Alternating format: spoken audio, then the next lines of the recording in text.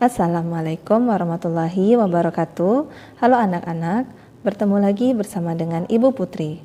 Pada pertemuan kali ini, Ibu akan menyampaikan materi pembelajaran untuk kelas 5, tema 2, subtema 2, pembelajaran 4. Namun, sebelum kita memulai pelajaran, mari kita berdoa menurut agama dan kepercayaan kita masing-masing.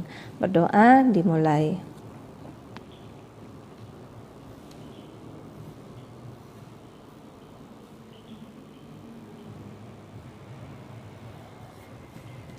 Berdoa selesai.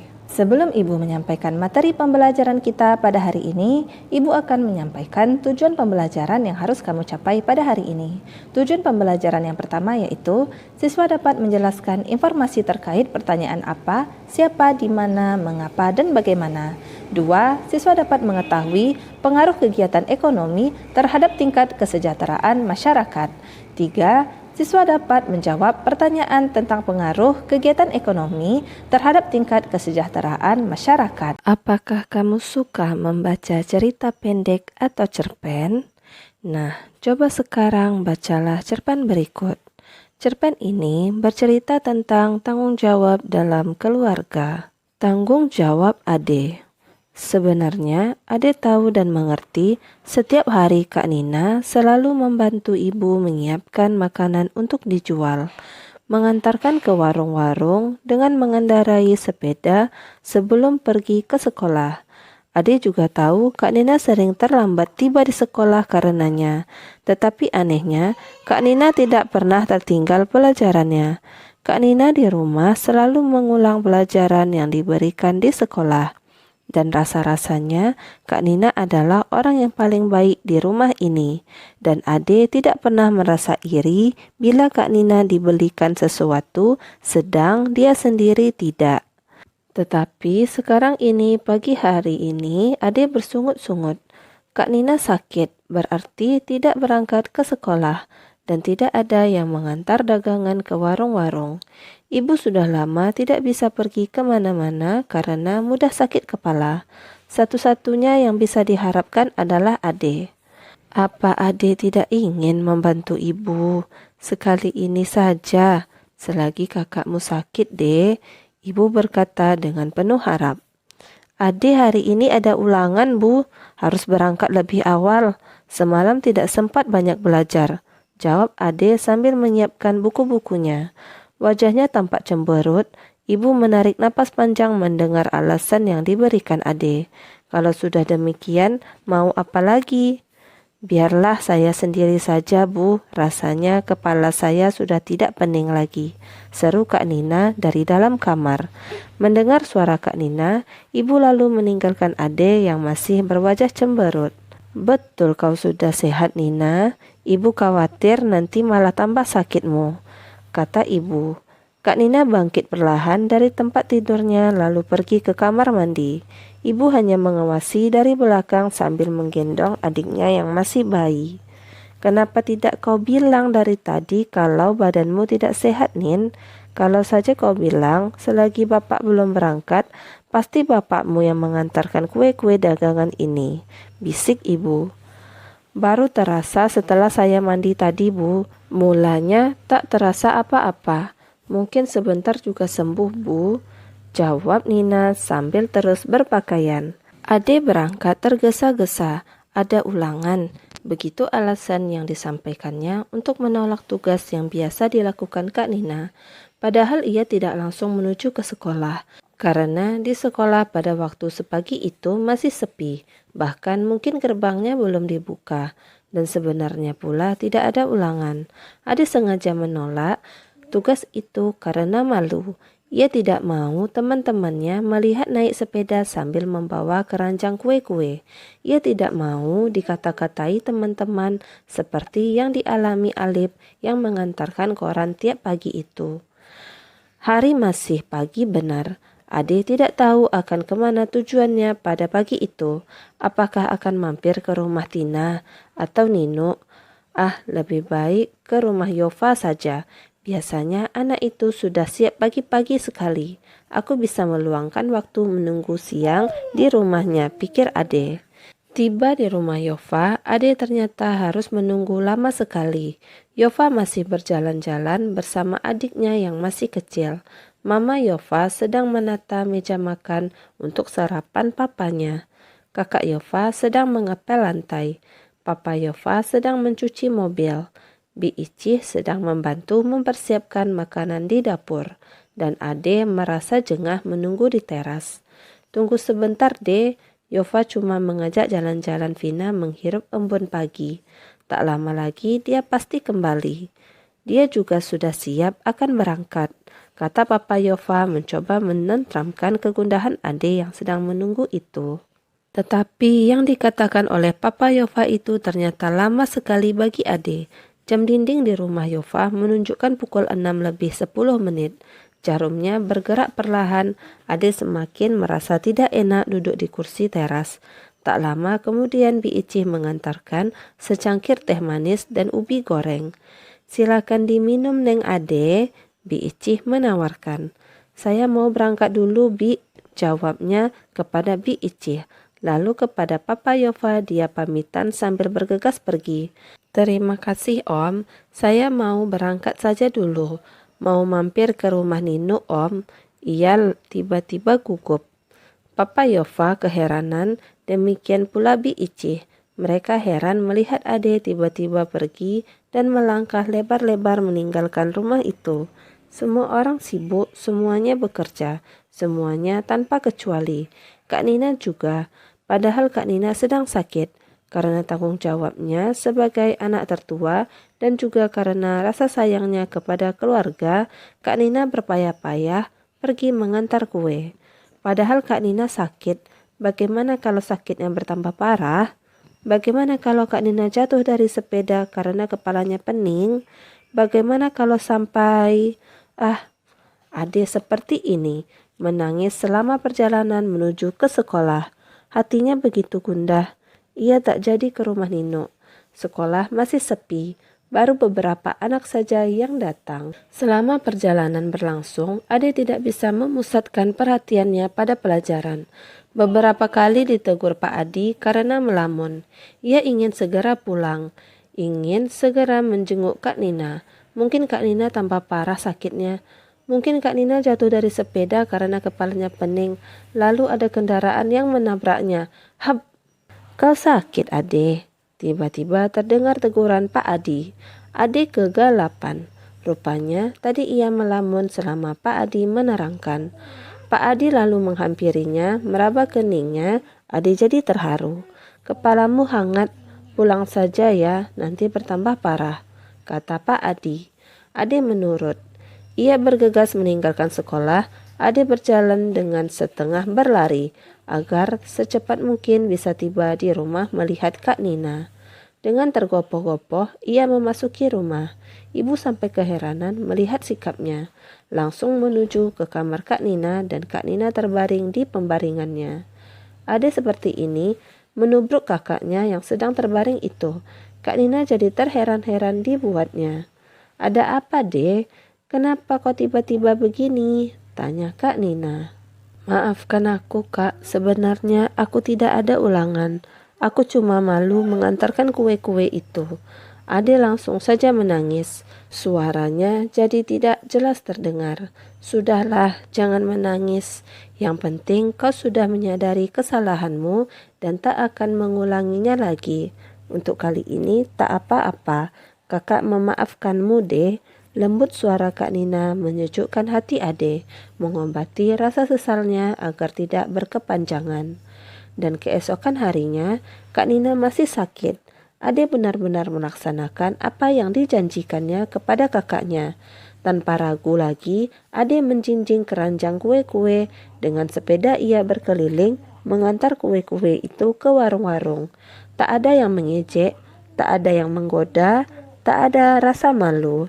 Yang ada adalah rasa tanggung jawab yang besar. Selanjutnya, ayo menulis. Berdasarkan cerpen tanggung jawab Ade, jawablah pertanyaan-pertanyaan berikut. 1. Siapa tokoh cerpen tanggung jawab Ade? 2. Berapa anggota keluarga Ade? 3. Siapa yang biasa mengantar kue setiap pagi ke warung-warung? 4. Apa yang terjadi pada Kak Nina? 5. Bagaimana Ade menolak permintaan itu untuk menggantikan tugas Kak Nina? 6. Mengapa Ade tidak mau menggantikan tugas Kak Nina? 7. Di mana Ade menunggu sebelum berangkat ke sekolah? 8. Mengapa Ade merasa gundah saat berlangsung pelajaran di sekolah? 9. Apa yang dilakukan Ade setiba di rumah kembali? 10. Apa yang dikatakan Kak Nina kepada Ade? Kerjakanlah tugas berikut dalam buku tulismu. Pada cerpen tanggung jawab Ade, Ibu Ade mempunyai usaha makanan untuk dijual ke warung-warung. Dari usaha makanan itu tentunya Ibu Ade akan memperoleh keuntungan. Keuntungan inilah yang akan menjadi tambahan penghasilan bagi keluarga Ade. Usaha yang dilakukan Ibu Ade tersebut merupakan contoh kegiatan ekonomi yang diharapkan dapat meningkatkan kesejahteraan keluarga Ade. Supaya lebih jelas, bacalah bacaan berikut. Selanjutnya, mari kita membaca teks yang berjudul Pengaruh Kegiatan Ekonomi Terhadap Kesejahteraan Masyarakat. Dalam kehidupan sehari-hari, kita tidak lepas dari kegiatan ekonomi. Apa sajakah kegiatan ekonomi yang dilakukan sehari-hari? Kegiatan ekonomi meliputi kegiatan produksi, distribusi, dan konsumsi. Ketiga kegiatan ekonomi ini saling berkaitan satu sama lain. 1. Kegiatan ekonomi terhambat akan mengganggu kegiatan ekonomi lainnya. 1. Produksi. Apa itu produksi? Amatilah kegiatan ekonomi perajin gerabah. Seorang perajin akan mencari tanah liat sebagai bahan baku. Tanah liat ini diolah menjadi berbagai bentuk, misalnya gerabah. Gerabah yang sudah dibuat akan dijemur kemudian dibakar. Proses akhir gerabah tersebut diwarnai kemudian dijual kepada konsumen. Dari ilustrasi tersebut dapat dikatakan seorang perajin telah melakukan kegiatan produksi. Jadi, produksi adalah kegiatan menghasilkan barang dalam rangka memenuhi kebutuhan hidup. Orang yang melakukan kegiatan produksi disebut produsen. Coba kamu berikan contoh kegiatan produksi yang terdapat di sekitar tempat tinggalmu. Kegiatan produksi berpengaruh terhadap kesejahteraan pemilik sumber daya ekonomi dan produsen. Bagi pemilik sumber daya ekonomi, adanya proses produksi memungkinkannya memperoleh balas jasa. Balas jasa ini berupa sewa, bunga modal, ataupun gaji. Dengan balas jasa ini, pemilik sumber daya ekonomi dapat memenuhi kebutuhan hidup secara memuaskan. Sementara itu, bagi produsen, adanya proses produksi menyebabkan produsen memperoleh keuntungan. Selanjutnya, keuntungan tersebut digunakan untuk menjaga kelangsungan usaha dan memenuhi kebutuhan hidup. Ini dilakukan dalam upaya mencapai kesejahteraan hidup. 2. Distribusi. Setiap hari kamu makan dan menggunakan pakaian. Bahan makanan tersebut dihasilkan di suatu daerah tertentu.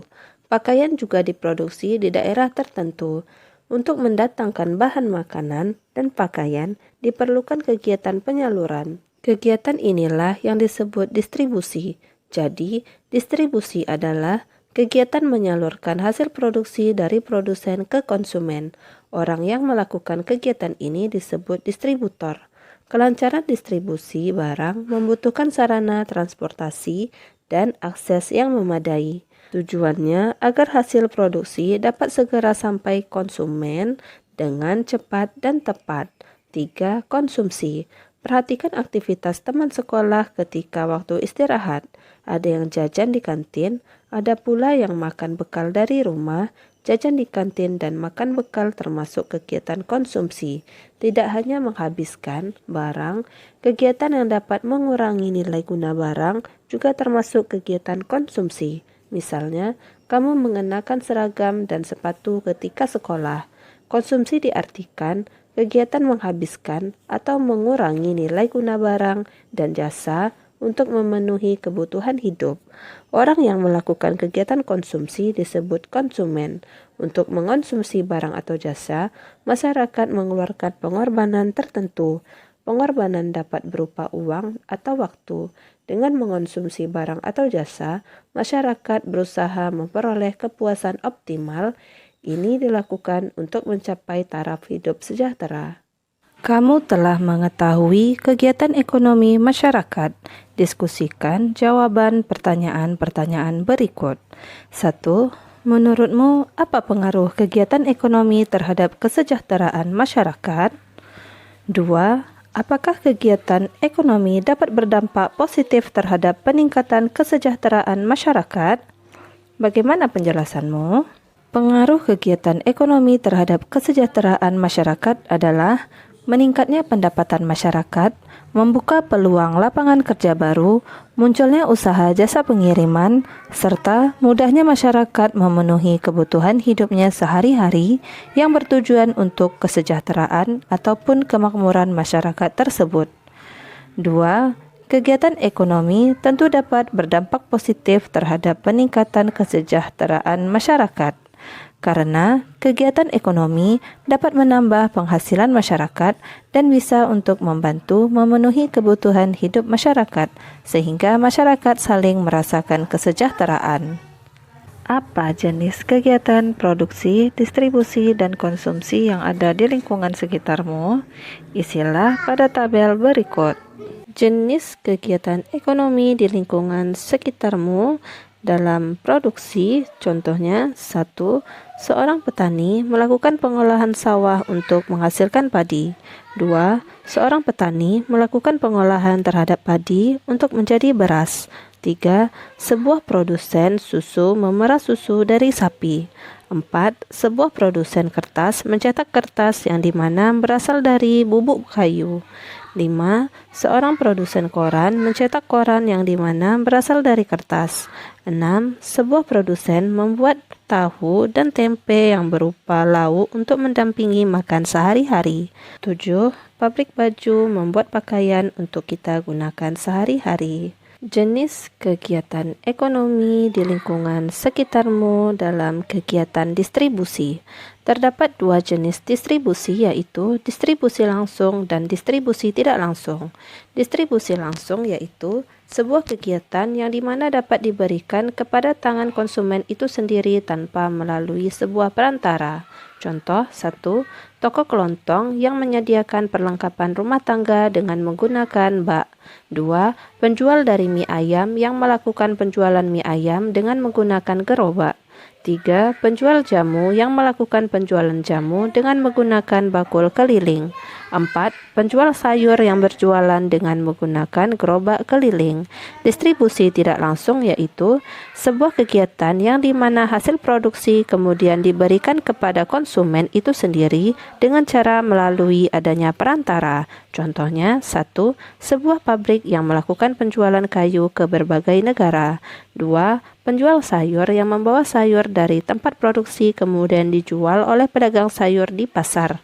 3. Sebuah perusahaan mebel menjual mebel ke berbagai pulau di Indonesia. 4. Perusahaan mie menjual mie instan ke minimarket di seluruh Indonesia. 5. Pabrik tekstil menjual baju ke departemen store. Selanjutnya, jenis kegiatan ekonomi di lingkungan sekitarmu dalam kegiatan konsumsi. Terdapat 2 jenis konsumsi yang dilakukan, yaitu secara pola penggunaan langsung dan pola penggunaan tidak langsung. Pola penggunaan langsung yaitu sebuah tindakan di mana langsung menggunakan barang dan juga jasa yang kemudian dapat dikonsumsi dan kemudian akan memberikan manfaat kepada konsumen. Contoh kegiatannya 1. Melakukan konsumsi terhadap makanan. 2. Melakukan konsumsi terhadap minuman. 3. Melakukan pemakaian terhadap pemakaian yang baru dibeli. 4. Melakukan penggunaan terhadap kendaraan yang baru dibeli. 5. Melakukan penggunaan terhadap laptop yang baru saja dibeli. Pola penggunaan tidak langsung yaitu membeli sebuah barang maupun jasa yang dikonsumsi untuk tidak memberikan manfaat yang dimana secara tidak langsung. Contoh kegiatannya yaitu 1. Membeli setrika yang dimana menyetrika bukan untuk badan. 2. Membeli bumbu makanan yang dimana fungsinya untuk memperkaya rasa bukan untuk dikonsumsi. 3. Membeli baterai yang dimana fungsinya untuk memberi energi. Kegiatan produksi, distribusi, dan konsumsi tersebut adalah sebuah kegiatan ekonomi yang dimana dilakukan guna untuk melakukan pencapaian dalam mendapatkan barang maupun jasa untuk memperoleh sebuah bentuk kemakmuran dalam sebuah kehidupan. Demikianlah materi yang dapat Ibu sampaikan pada hari ini. Semoga apa yang telah Ibu sampaikan pada hari ini dapat bermanfaat untuk dirimu dan menambah ilmu pengetahuanmu. Jika dalam Ibu menyampaikan materi, ada tutur kata Ibu yang kurang berkenan, Ibu mohon maaf. Akhir kata, wassalamualaikum warahmatullahi wabarakatuh.